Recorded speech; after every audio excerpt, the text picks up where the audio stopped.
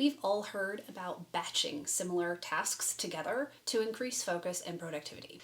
But when you have limited physical, cognitive, and emotional energy at your disposal because of a chronic illness or invisible disability, batching together tasks that cost a lot of spoons can leave you in spoon debt for days, if not weeks. Hey Muses, welcome back to my channel. Are you a spoonie and tired of all of the productivity advice that's designed for able-bodied people? In today's video, I'm taking you behind the scenes to see how I manage my time as someone with multiple chronic illnesses and mental health issues. Spoiler alert, it involves a bunch of stuff that our society deems both unproductive and unhealthy. But these same unproductive and unhealthy behaviors have honestly made me the most productive and healthy I have ever been. If you struggle with chronic or mental illness and are tired of feeling alone, this is the place for you to be. You're not alone anymore. Subscribe to my channel and hit the bell to be notified when I post a new video every Tuesday. One of my clients in my coaching membership was struggling a lot because her morning routine was setting her up to burn out early in the day. I helped her adjust her routine, and lo and behold, she now has more energy and feels better during the day. So let's talk about morning routines first. 1.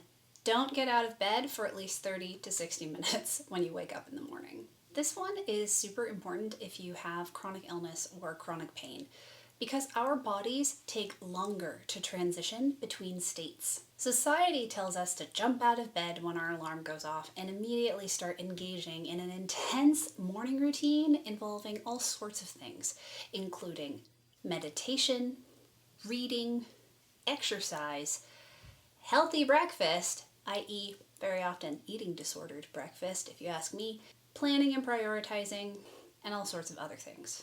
But when you have a chronic illness and therefore less usable hours in the day, your first priority needs to be not doing things that will reduce your total number of spoons for the day. And one of those things is getting out of bed right away when you wake up. Side note, if you really need to pee when you wake up, take it slow and go pee. But then crawl back to bed and stay there. Think of yourself like an old Windows 95 computer. It takes you longer to boot up than an iPad Pro.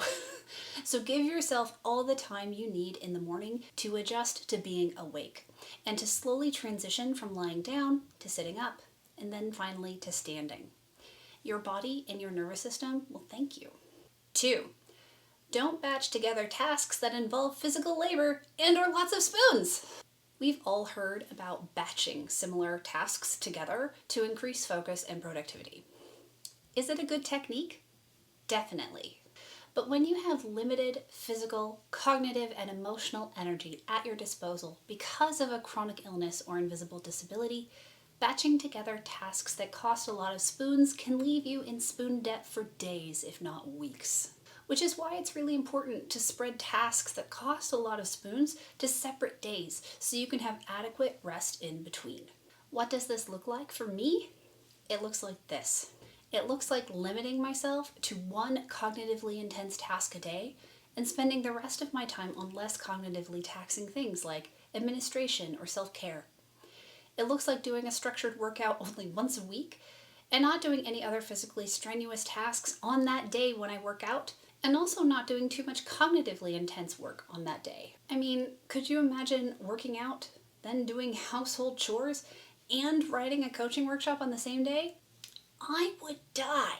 It also looks like me doing work in a comfortable, supported position while I'm doing cognitively intense tasks, so my body isn't also working while I'm thinking so hard. Specifically for me, this means working from bed with my feet up most of the time.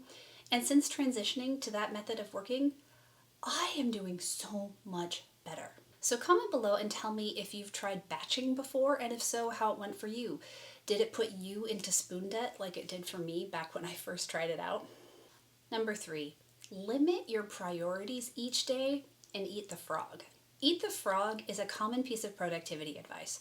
It means to do the thing you dread doing the most first, so that it's over and done with early in the day and you can move on instead of being anxious about it all day. This is great advice, and I want to add another layer to it for us spoonies. Because of our limited physical, cognitive, and emotional energy each day, It's important that we do the most important thing first each day, in case that one priority costs us all of our spoons. It's possible that this is how you already operate, but I want to emphasize it here in order to normalize it for you. If you are someone who has to spend all of your spoons on that day's top priority and then spend the rest of the day resting and recovering, that's okay. You're not doing anything wrong. You're not broken. You simply need more rest than able-bodied people, and that's not your fault. You don't have to push through it. It really is okay. And lastly, number 4, estimate tasks to take 3 times as long as your initial gut reaction.